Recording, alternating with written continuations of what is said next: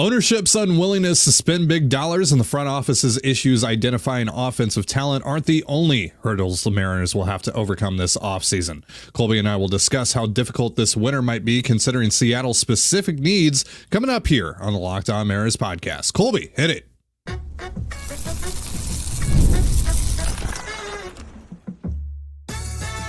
You are Locked On Mariners, your daily Seattle Mariners podcast. Part of the Locked On Podcast Network, your team every day. Ahoy, sailors. It is Friday, September 13th, 2024. This is TonaI Gonzalez and Colby Patnode for the Locked On Mariners podcast, part of the Locked On Podcast Network, your team every day.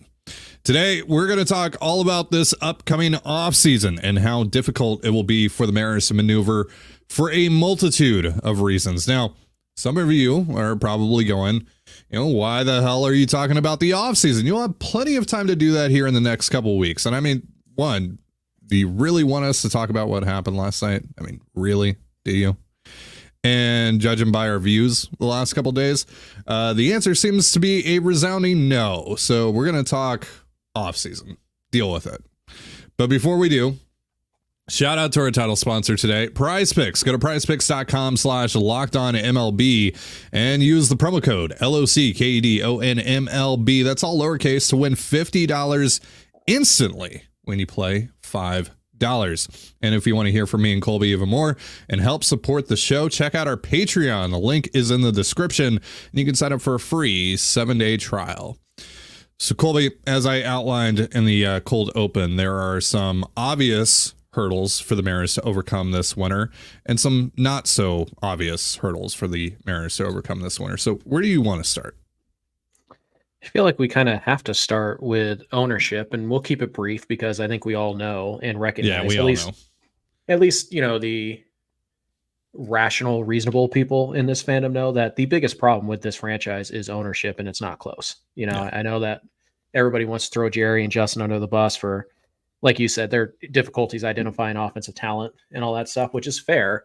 But also, we need to reiterate this again, and we'll continue to reiterate this. Jerry and Justin, as far as we know, have had zero opportunities to work off their plan A, their plan B, because what happens, and has happened for the last 3 winters, we have been told, is that they're given one number when the season ends and says, this is going to be your payroll, work within this next year. And then before free agency starts, so by the end of the season and before free agency starts, that number gets cut significantly. So What starts out with, this is what we want to do, as they plot it out and they graph it out, pretty much once the season ends until free agency starts. At the 23rd hour, they get told, you can't do any of that because your budget's actually this much and it's significantly lower. So now what you have to do is, not only are you on to plan C, D, E, whatever, but you're also looking at completely different players. You can't even, so you're just looking at a completely different, set of players and set of rules right before the game starts. That's incredibly difficult to do. So ownership is the biggest problem. We can all acknowledge that. And I think it's fair to sit here and say, like, hey, look, if, we can say that Jerry and Justin have to work better, or they have to be better at finding these offensive players that fit. And working better with the resources that they do have available to them. Sure. Yeah. But again, imagine playing a game in which your life literally depends on it. Your job depends on it. And then the rules change an hour before the whole thing starts. And you have to come up with a completely new game plan. Like, we have to acknowledge. And the excuses have varied, right? It's, more recently it's been the TV uncertainties. Right. Before that it was COVID and the impacts of COVID and yada, yada, yada, yada, yada. Right. So what is this year's excuse going to be? Probably more TV related stuff, right? Probably. And by the way, so on that, I want to ask you, if you are Jerry and Justin, even if ownership comes to you, if John Stanton, Chris Larson come to you and they're like, yeah, we're going to give you this, right? We're going to give you this much of an increase in payroll. This is what you're going to be able to spend. You can't take them for their word. I thought you would be a fool to after 3 years of this happening consistently. Right. So do you plan for just having nothing and then whatever you get is a bonus? Well, I think at this stage you have to have 2 plans. Basically, is what it is that, like, because if they do come through with that money, you don't want to be in the same situation where you're changing your plan. Like, obviously, this is an easier change because you have more margin for error So this is a better change than when you start high and you get, the rug pulled out from under you. So you kind of have to make two plans, and this is a difficult enough situation and job for anybody under normal circumstances. But when you have to come up with like two completely separate, because again, we're talking about like the difference between like, here's 150 and here's 175. Like that's not nothing. That is you can swim in significantly deeper waters if your payroll is 175. And I'm just using that as an example because Arizona right now, the payroll is at 170. The Mariners at 147, roughly. Seattle and Arizona, roughly the same market size. Seattle's actually a little bit bigger of a market share than Arizona is, than Phoenix. So they should be spending at least as much as Arizona, at least. But they're not. They're $25 million short right now. So it's just such a big difference between those two landing spots that it's really difficult if you're a front office to just, kind of look at it and be like, oh, well, whatever. We'll plan for in the middle and then we'll see what happens. It's like, you can't really do that. You have to essentially make two separate plans, and you don't know what plan is going to be put in motion until like the night before free agency starts, sometimes even later than that. So it's a very difficult thing for, Mariners front office to do. I think the best way to do it is just assume that you're not going to have any extra money to spend based on where you're at right now. So just assume your payroll next year is going to be about 147. But you don't want to be, okay, it's going to be 147, it's going to be 147. And then Stan says, hey, it's 175 and we're sticking to it this time. And you're just like, oh, well, now we have to basically do the opposite of what we did last year. We have to tear up our plan that we spent the last 6 weeks working on, and we have to build a new one. So this is why the uncertainty of the number, like Jerry and Justin should know the number right now. There is no reason for John Stanton to not give them a hard number and say, this is what it's going to be. This is what you're working from. And he's done that the last 3 years, only to literally wait until the eve of free agency last year and be like, actually, it's a lot less. In fact, basically last year, your payroll was 140. This year, apparently the max we're willing to go is like 147 to 148, somewhere in that range. So instead of $40 million, the Mariners got 8, which is why they had to trade Gino, which is why they had to trade Marco and Kelnick and all this stuff so that they could have the money they needed. And keep in mind, like, that was just to get back to where they were at. The $7 million, that's pretty much accounted. The extra $7 million they added to payroll this year pretty much is accounted by Randy Arozarena and Garcia and Turner. Yeah. So, this is, it's a difficult job, and it's made even harder by ownership. So without any question, the number one problem the number one difficulty this offseason for the Seattle Mariners front office is going to be dealing with ownership, unfortunately. Again. So if payroll stays roughly the same, look, only 2 guys are coming off of the books, guaranteed. That's Justin Turner. That's Jimmy Garcia. You're only paying them like a third of their salary. Yeah. Mitch Haniger is going to take his player option. Yep. And then there's the question about what you do with Jorge Polanco. I flip-flop a lot on that. At times I felt very confident that no, you don't pick it up. At times I felt very confident that, yeah, you should pick that up. Now I'm probably a no again after what we've seen the last few weeks from Polanco. Right. So that frees up about $12 million in expected payroll. But now you also have guys that are going to increase in arbitration. And Julio's going to get slightly more expensive as well. I believe like a $7 million increase, if I'm not mistaken. Here, let me double check on that real quick, just so we have all the accurate information here. Julio is going to jump up from $11.9 million this year to $19.9 million in 2025. So now you're at the highest point of Julio's contract. Guys are getting more expensive in arbitration. We're talking about the Cal Raleighs and the Logan Gilberts and the George Kirbys of the world, right? So, just what do you do? To put into perspective here, just overall, and Polanco is kind of going to be an important part of the next biggest difficulty the Mariners have to endure, and we'll get to that in a second. But just to put where they're at right now, the Mariners have 9 players under contract for next year, including the Haniger option, which we assume he will pick up. And for now, including the Jorge Polanco player option. So 7 players under contract for next year, plus the 2 options. We'll assume they get picked up for now. Those 9 players combined will be making roughly $100 million. Then the Mariners have 12 players who are arbitration eligible. They'll have to obviously pick and choose who they want to tender, and some of those are going to be more expensive than others. They have 8 players who will be making the minimum next year, or roughly the minimum. There might be some bonus incentives and stuff like that, but those 8 players are going to make roughly $6 million. So before you even get to ARB, you're talking about a payroll of 105.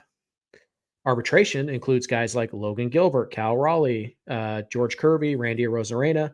So already you're probably looking at $130 million in payroll just to bring back what you had last year, minus the 2 free agents, Turner and Garcia. So yeah, and if you're only going to spend 145, 147, somewhere in that range, and you're going to start by bringing everybody back, and that's going to cost you 130, 135, that's where you're starting.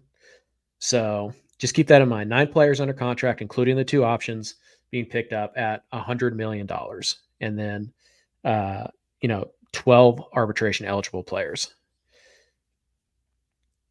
You don't have a lot of wiggle room right now if you're not going to make some more moves to trim budget. Essentially, looks like if they don't add significant payroll, if ownership doesn't do it, Jerry's going to have to find another Eugenio Suarez trade. He's going to have to find another Jared Kelenic trade to dump some of these salaries. So, again, as much as we talk about, hey, Jerry has to be better, blah, blah, blah, blah, blah. Look at what I just laid out for you. If he has $15 million, right? If that's his total to add on, we're going to look at the free agent class in a second. How does he make that work? Like, how does any GM make that work? It's tough. All right, so we'll keep looking at this thing in just a moment, but first, a reminder, this episode of the Locked On Mariners is brought to you by TonaI. For those of us who thrive on getting stuff done, including workouts, every minute counts. That's why you need TonaI, the smart strength training system that takes the guesswork out of working out so you can make sure you're making the most out of every rep. TonaI is the world's smartest and most effective strength training system that helps you get stronger. Powered by AI, TonaI learns with every rep so it can deliver workouts personalized just for you. TonaI learns from your movement and provides suggested weight recommendations for every move with detailed progress reports. They even create personalized program and workout suggestions or recommendations based on your individual goals. It's like having a personal trainer at home with you, as TonaI will optimize every workout just for you. Unlike traditional gym equipment, TonaI uses adaptive digital weight to advance your training techniques. From professional athletes to the Mama 3, TonaI is trusted by thousands who have become their strongest. Right now, TonaI is offering our listeners $200 off your TonaI purchase with promo code LOCKEDONMLB. That's TonaI.com and use promo code LOCKEDONMLB. That's LOCKEDONMLB for $200 off your purchase. That's TonaI.com, promo code LOCKEDONMLB for $200 off. And you're listening to the Locked On Mariners podcast. You can catch all the action between the Mariners and the Rangers tonight on the Mariners hometown broadcast with SiriusXM via the SXM app. All you have to do to find that is search the word Mariners. All right, so let's continue our discussion here about the offseason. We just laid out how payroll is shaping up here. So how do you attack this, Colby? Especially if they aren't going to see a significant increase in payroll from ownership, they're going to have to make some room here themselves. They're going to have to manufacture some breathing room like they did this past offseason. Now, they did that this past offseason, and with the resources that they created for themselves, they didn't do a particularly great job. You know, you look at Mitch Garver, you look at Jorge Polanco, et cetera, et cetera, et cetera. So you're entering pretty scary territory there. And when we're talking about the guys that you would potentially dump, we're talking Mitch Haniger, we're talking Mitch Garver. And then, if we're not talking about those guys who, I don't think anyone would lose any sleep over, the Mariners moving on from just in a vacuum. We're talking about, Luis Castillo, right? We're talking about Randy Arozarena, trading one of those guys who, that just feels counterproductive. Like, you need to get better. You need good players. Those are good players. Why are you trading away good players when you need good players? You need as many good players as you can possibly get right now. And that just creates even more work for you down the line. So let's start with Haniger and Garver, right? Trading those guys. Is that even possible I mean, I would assume it is possible, but like it gets to irresponsible levels probably to make that possible, right? Like, is there a reality that you see where you trade at least some of Mitch Haniger's contract and you're not giving up one of your more noteworthy prospects? No. Yeah. Same with Garver, or is that slightly better? Yeah, because that is catch. It's less money. He can catch all that, right? Right. He's honestly more likely to stay healthy, even though both of these guys, ironically, have stayed pretty darn healthy this year, which turns out to not have been a very good thing. But it's a little bit more likely with Garver because, again, it's 12 million versus 17. The fact that Garver can catch a little bit, the fact that, Garver is closer removed to an actual like everyday player role than Haniger is. It's been a couple years for Haniger. It's been just 1 year for Garver. So, yeah, I think Garver's more likely. You're still going to have to attach a pretty decent prospect, but I think to trade Haniger, you're like legitimately, if things go really well for you, you might be able to attach like Tyler Locklear and clear a good chunk of that salary. Not even all of it, but a good chunk. And, I like Locklear, but would that be the end of the world to me? No, but wouldn't you rather have Locklear to use in other deals that actually make you better instead of just dumping a salary? I'd say Haniger is basically like you're eating that $17 million. To me, the conversation on Haniger is whether or not you just DFA him or you release him this winter and just eat the money, or if you just bring him back for spring training and see what happens. Like it's not, can you trade him? That's not the conversation for me. Garver, because it's $12 million, the Mariners might be willing to eat like half of it. And then Garver at $6 million, a backup catcher who has a history of hitting, like that's going to have some value. So you might only have to eat like half of that money, but either way, at their full price, you have to attach a really good prospect, I think, to Haniger to be able to move him, and at least a pretty decent prospect to Garver to be able to move him. Either way, the Mariners are going to eat money on those two players, regardless if they can trade them. Or if they're either going to eat money or they're going to eat prospect capital to move those guys. So I'd much rather they eat money. So like, if you're telling me like, hey, you can get rid of all of Haniger's contract, but it's going to cost you Michael Arroyo, or you can eat half of Haniger's contract. You can get rid of all of Haniger's money, but it's going to cost you Arroyo, or you can get rid of half of Haniger's money and it's only going to cost you, I don't know,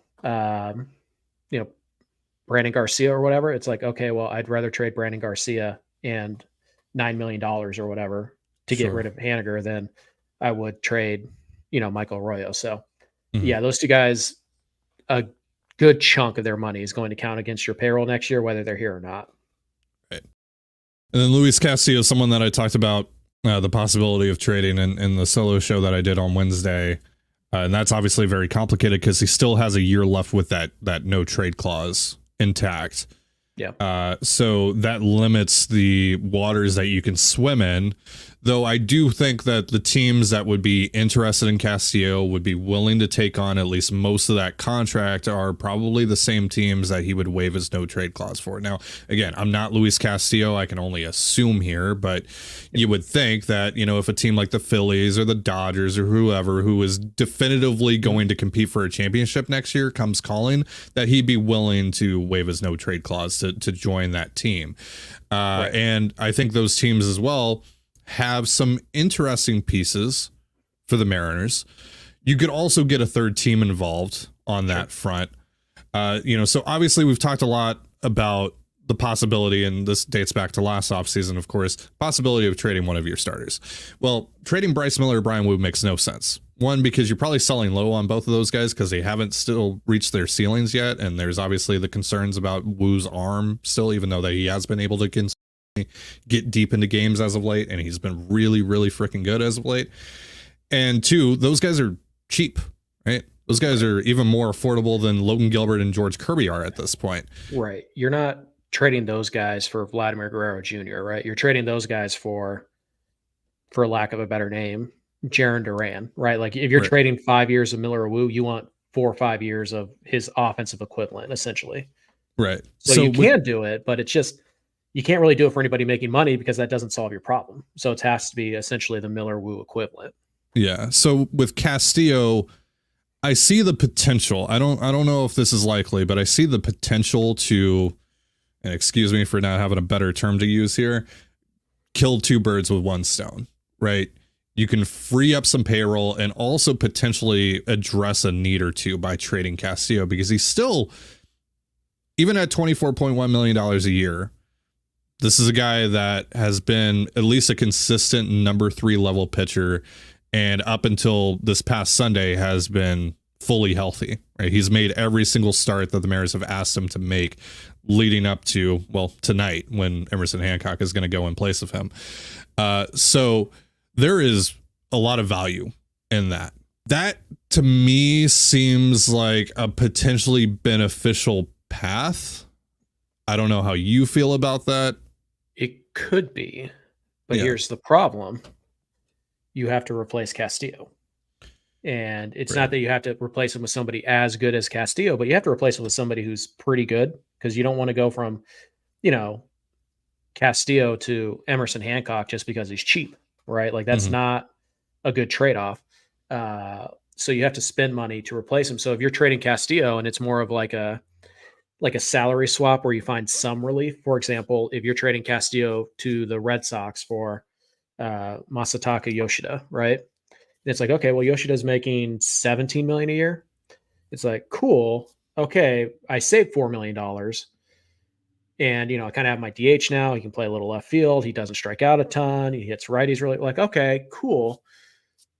Well, now how am I plugging that gap in my rotation with $4 million that I just created? You're probably not. So if you're trading Castillo, you probably want it for guys who are making, $6 million, because part of the valuation for Castillo is the money that I free up by trading him, I probably have to use to replace him, because going at it and saying like, we're just going to use Logan Evans, we're just going to use Emerson Hancock for that spot.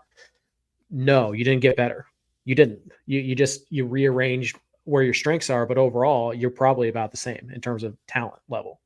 Right. And that's not what you're trying to do. If you're trading Luis Castillo, you want to get, you're willing to sacrifice some starting pitching for some offense, but you're not willing to trade a 3-win pitcher for a 3-win hitter if they're making the same amount of money, because cool, I just stayed the same. I'm still an 85-win roster because I didn't add any wins.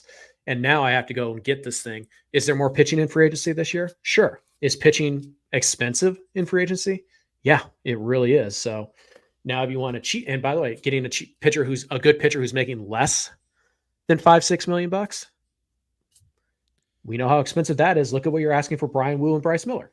So, well, yeah, I think at that point you're looking at, and I don't know who this is. I don't know if this guy even exists this year. There usually is a guy like that or two heading into every offseason, but I'm talking about like, the Eric Fetties of the world, the Chris Flexens. Like you're looking for a guy like that who maybe, has pitched in Major League Baseball, went to the KBO or went to the MPB or whatever, right? The MPB. He went to MPB, and pitched well, kind of revitalized his career. Now he's going to come back to the States for another shot. Maybe I think that's probably what you're looking at in that particular situation, because that guy's probably only going to cost you like $3 to $4 million bucks, and there might be some upside there. Sure. Or you're looking for a kind of like reclamation 1-year prove it deal, which is going to be a lot easier to convince a pitcher to come to Seattle and try that than it is a hitter. But still, even that guy is probably going to cost you $10 million bucks. You're talking about Sean Manaea, Luis Severino, maybe Nick Pivetta is the guy I have my eye on this winter. Guys with good stuff who have done some good things at the major league level, but they haven't quite put it all together, and they're looking for a big year before they cash in. Kind of like Nathan Eovaldi a few years ago, right? Where he had the one prove it year and then he cashed in big. You're kind of looking at that guy, but even that is going to cost you at best or at lowest 10, 12 million bucks. So it's a very difficult needle to thread when you're talking about the Luis Castillo trade. Totally get it. But to me, it almost has to be for a guy who's like R1. Otherwise you're just not clearing enough money for it to be worth it. I feel like at that point, your number 5 is going to be Hancock. It's going to be Garcia. It's going to be Evans, or you're getting a guy that's kind of in that range back in the trade. Right. Which it feels like you're just robbing Peter to pay Paul. You haven't actually plugged a hole. You just moved it. Right. Which, I mean, again, if you're going to trust this organization to plug a hole in the rotation, or, in the lineup with an unproven player, you're probably going to pick the rotation, but still, Right. it doesn't mean it's a no-brainer. All right, so let's talk about the infield situation. Let's talk about Jorge Polanco. Let's talk about some of the corners the Mariners might have to cut to, work within these confines that we've laid out over the first 2 segments of the show. All that in just a moment. But first, a reminder, this episode of the Locked On Mariners podcast is brought to you by PrizePicks and FanDuel. PrizePicks is the easiest and most exciting way to play daily fantasy sports. Unlike other apps on PrizePicks, it's just you against the numbers. All you do is pick more or less on 2 to 6 player stat projections and watch the winnings roll in. You can now win up to 100 times your money on PrizePicks with as little as 4 correct picks. You can turn $10 into $1,000. Cook up hot takes with your friends and win real money this football season when you and your crew run your game on PrizePicks. Download the PrizePicks app today and use the promo code LOCKEDONMLB to get $50 instantly when you play $5. That's promo code LOCKEDONMLB on PrizePicks to get $50 instantly when you play $5. You don't even need to win to receive the $50 bonus. It's guaranteed. PrizePicks, run your game. You've heard me talk a lot about FanDuel, which of course is America's #1 sportsbook. Well, I have something a little different for you today. Now through September 22nd, all FanDuel customers can bet $5 and get a 3-week free trial of NFL Sunday Ticket from YouTube and YouTube TV. Then with a YouTube TV base plan, you'll be able to watch every regular season Sunday afternoon out-of-market game. All you need is a Google account and a current form of payment, and you can cancel anytime. Just visit FanDuel.com/lockedon, that's LOCKEDON, to download America's #1 sportsbook. And you're listening to the Locked On Mariners podcast. Once again, you can catch all the action tonight between the Mariners and the Rangers on the Mariners hometown broadcast with SiriusXM via the SXM app. All you have to do to find that is search the word Mariners. So the infield is the biggest question mark, problem area, whatever you want to call it, heading into this offseason for the Mariners. Not just because of the fact that they at least have to address probably 2 of the spots, maybe 3 of the spots, maybe all of the spots within the infield, but also because free agency, once again, not particularly good really in most of those areas. First base is pretty solid, but outside of that, it gets pretty shaky.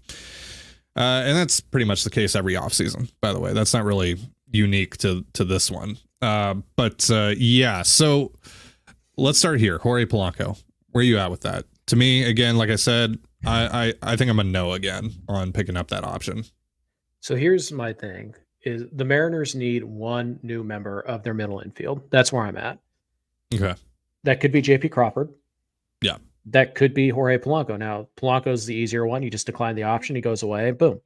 JP is obviously more complicated. He's more of a fixture in the community and in the clubhouse. He's coming off of a terrible year. It's been a bad year for JP Crawford. We can acknowledge that. But also, the idea that last year is who JP should be is not true. I think we all knew last year was the outlier. So what is JP Crawford? He's a guy who's approaching 30, who is a average-ish shortstop. This year, he's graded out pretty well. In the past couple of years, he's been below average. So we'll call him an average glove at shortstop, who has traditionally been about a 100 WRC plus bat. So you have a guy who is average hitter, average glove, good base runner, doesn't steal bags, but, good base runner overall. Has clubhouse, value, leadership value in theory, as far as we know. He has those things. And he's under contract for 2 more years. I think he's making 11 this year and like 12.5 next year. So very reasonable amount of money left to owe to JP Crawford. And as we mentioned, this is a bad free agent class, particularly in the infield.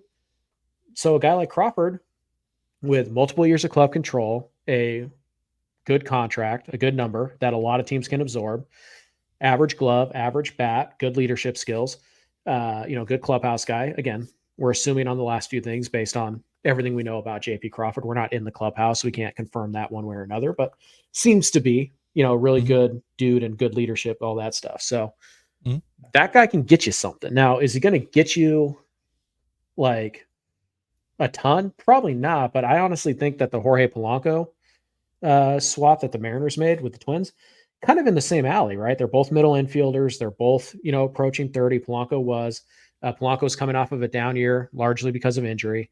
But both are good, solid players making about 10 to 12 million bucks. Like both have 2 years of club control if you want it.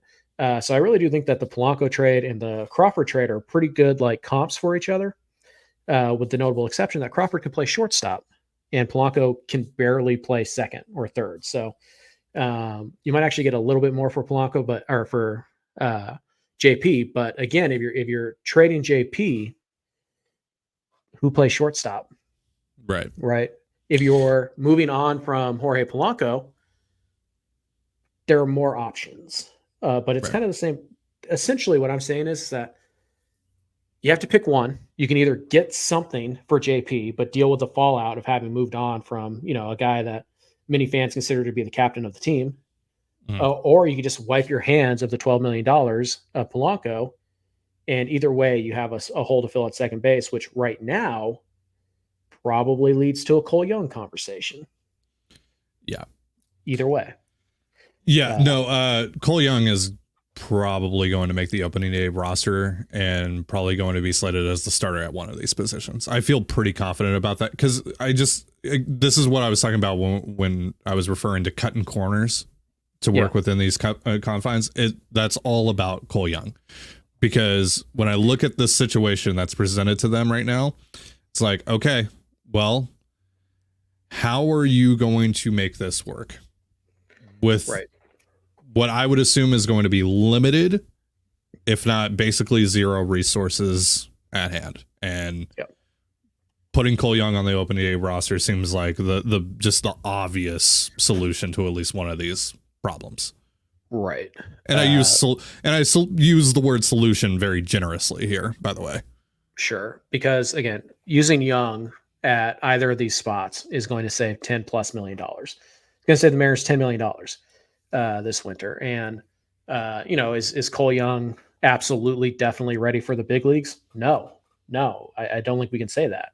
Is it far-fetched to think that he could, put in the work this offseason, have a really good spring training, and even if, Polanco and Crawford were both back, is it impossible to say that like there's no shot he would make the opening day roster anyways? No, this is a big winter for Cole Young. It's going to be a big spring for Cole Young. So it's definitely possible that he could make the opening day roster, even if both of these guys remained on the roster. But if you think that's a possibility, why not save 10, 12 million bucks, move on from Young move on from Polanco or Crawford. And you just kind of have to roll with this unproven guy at second or short. He can play both. He'll be the way I've heard is that he would be totally, average at shortstop. He'd be about what JP's been this year, maybe a little bit better. At second base, he might be a Gold Glover. So, why not go do that? So you can put Cole Young, let's just hypothetically, as things stand right now, I think what's most likely to happen, they don't pick up Polanco's option. Cole Young is a second baseman. They give JP another shot, one more year at shortstop, which happens to coincide by opening day 2026. Colt Emerson might be ready, the way that guy's developing. And if not, then Cole Young can still be your shortstop, and you could just find a second baseman next year. So I think the way that's shaping up right now is that Cole Young at second, JP at short. That would be my prediction for what the opening day double play tandem would be right now. Yeah. So let's just go through each free agent class here at first base, second base, third base, and shortstop. And then I think that'll just clear up a lot of the picture for you guys at home. So at first base, Paul Goldschmidt, maybe you want to take a shot on Goldie. I'd rather give the job to Rayleigh, but sure. But Paul Goldschmidt's there. Pete Alonso, we all know about him. Money. Anthony Rizzo has a $17 million club option. We'll see. Josh Bell, Christian Walker, Wilmer Flores has a $3.5 million player option. Carlos Santana, maybe. Joey Gallo, Ryan O'Hearn has a $7.5 million club option. Rowdy Tellez, Yuli Gurriel. So that's first base, and that is by far the best class out of the four that we're going to talk about here.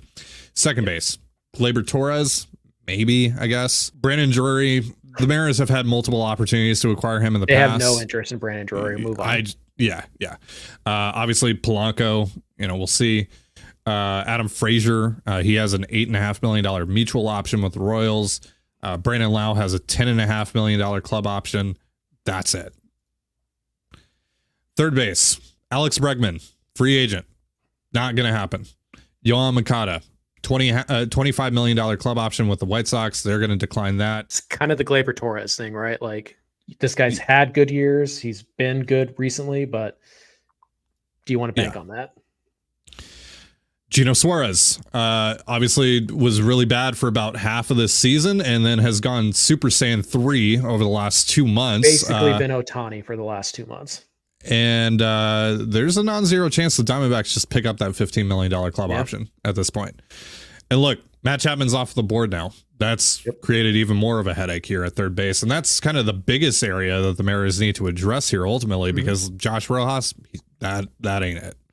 And, Luis Arias, he's going to get non-tendered for sure. And Rojas might follow him on that front as well. And then lastly, Gio Urshela, right? So slim pickings there. Then it's shortstop, Willy Adames, right? He's going to get a ton of money this offseason. He's going to get think Dansby Swanson money.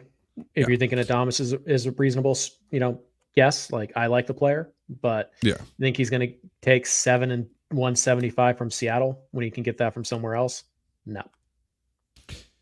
Ha-Seong Kim has a $7 million mutual option. I think he probably declines his end of that, and he'll end up going into free agency, maybe, but that's a guy that's probably going to make considerable money as well. 15 million.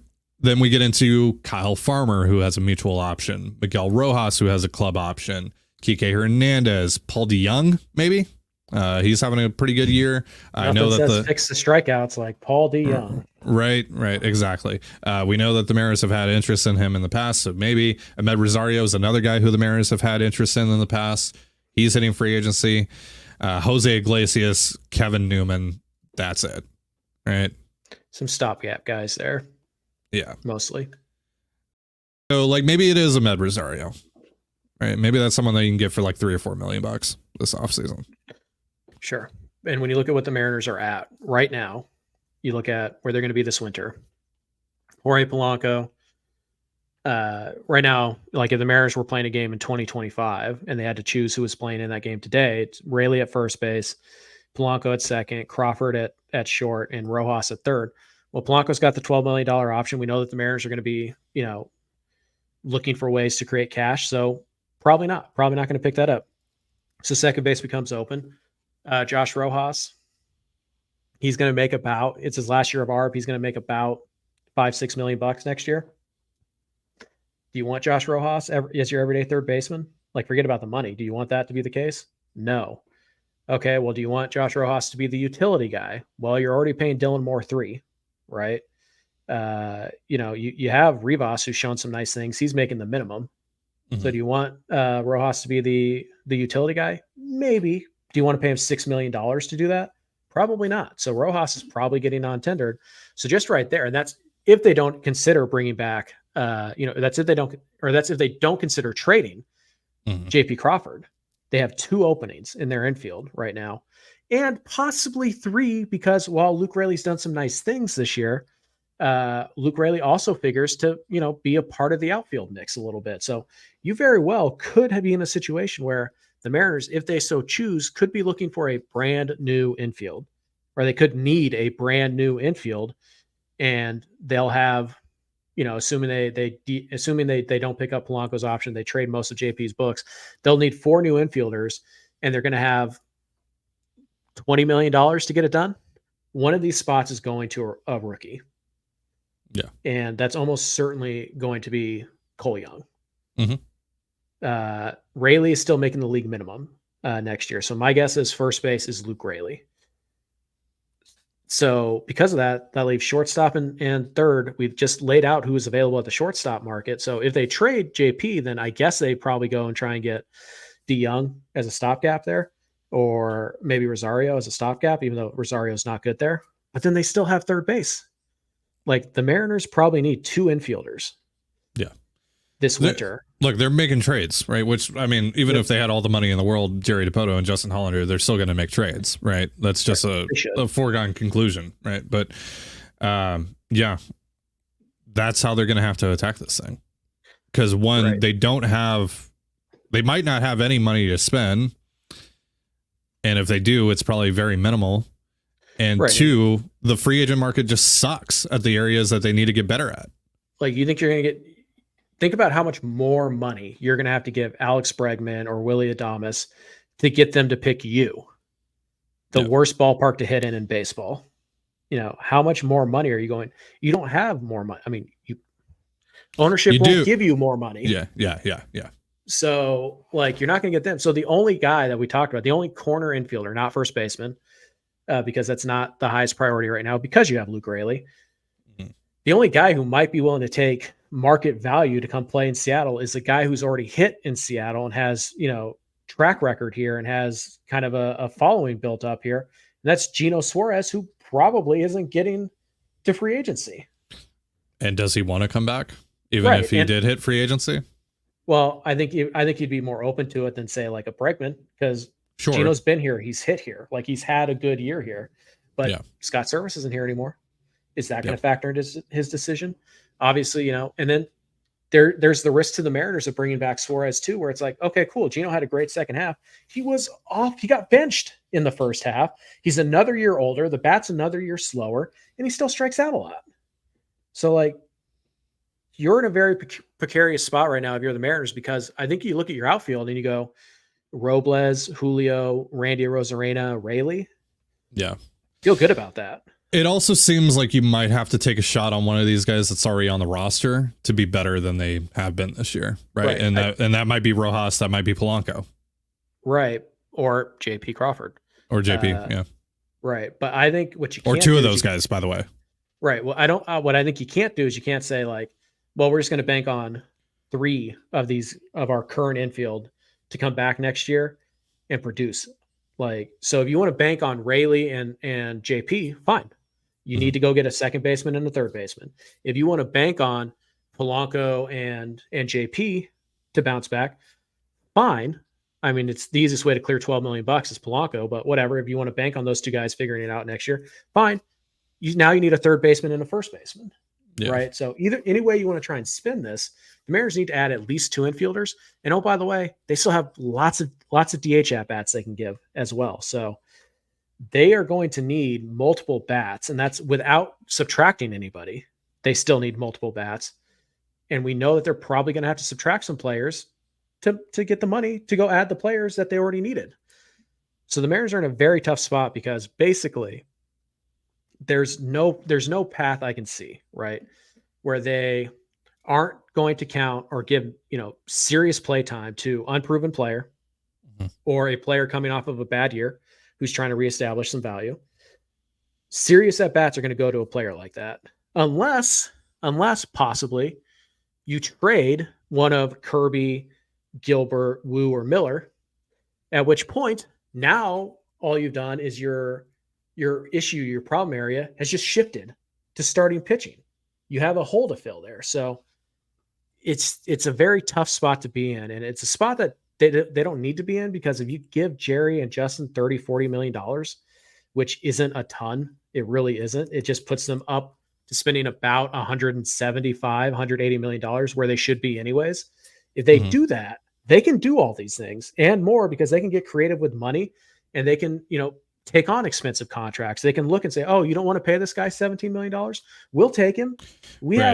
Then at that point, they can do what we talked about on Monday. I think it was Isaac who asked us that question about, in a perfect world, if ownership is willing to take on contracts, who would you target? And we talked about like Matt Olson and Marcus Semien. Like, maybe they could actually do something like that if they had Carlos the money. Correa, Brandon Nimmo, yeah, you could go do stuff like that and take those shots, because you know that you have a margin of error. So no matter what we talk about this offseason, it's always going to circle back. How committed is ownership to winning? Because they're not committed if they're going to tell Jerry, you get $5 million to work with this winter. Figure it out, trade whoever you have to trade, but we're not adding to the payroll. You need 34. There's zero reason that this Mariners team right now shouldn't be pushing at minimum $180 million in payroll. Zero. Right. They're in their window. They still have time. They still have a young core. This is the time. Honestly, you're lucky that I'm only asking for 180. I should be pounding the table for 200 million, because that barely gets you in the top 10 right now. Well, it's like we talked about on our Patreon earlier this week, like how ignorant to their situation is ownership truly, right? Because like, look, they had an absolute PR nightmare of a year and attendance stayed roughly the same. Does that happen for yet another year? Do they think they can get away with it for yet another year of putting minimal effort into building a winner and still profiting? Basically, because at a certain point, like the buck has to stop. Right. Mm-hmm. We've seen it.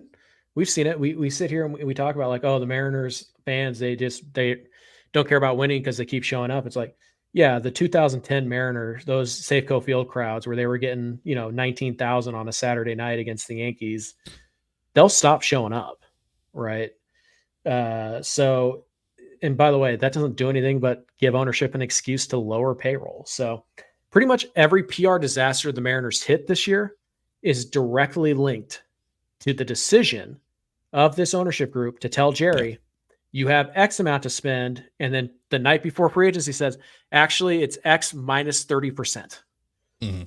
Everything goes back to that, everything. So if you want to avoid that, and by the way, buy yourself some goodwill with this fan base, give Jerry the money, give Jerry the ammo, give Jerry and Justin, heck, even be like, you know what? Hey guys, we are going to make a splash this winter. Like, you tell me what Alex Bregman or whatever, right? Pick your guy. Maybe there's somebody coming. It's not Juan Soto, folks. It's not. Obviously, come on.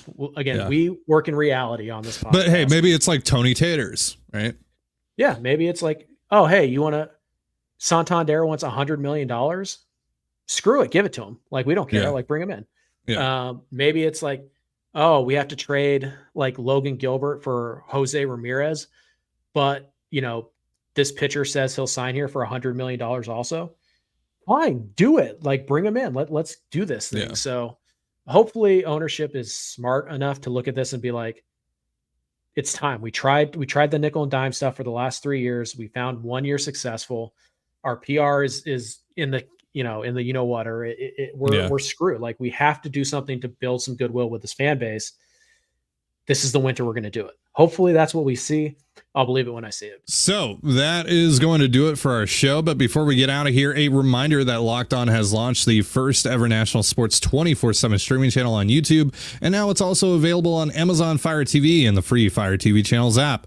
Locked On Sports Today is here for you 24/7, covering the top sports stories of the day with the local experts of Locked On, plus our national shows covering every league. Find Locked On Sports Today now available on the free Fire TV channels app. Thank you so much for joining us here on the Locked On Mariners podcast. For Colby Patnode, I'm TonaI Gonzalez. Be sure to give us a follow on Twitter at LO_Mariners. You can follow me at TonaI Gonzalez and Colby at CPAT11. That's CPAT11. You can also find all that stuff in the description of this episode. Have yourself a beautiful baseball day, and we'll see you next time. Peace.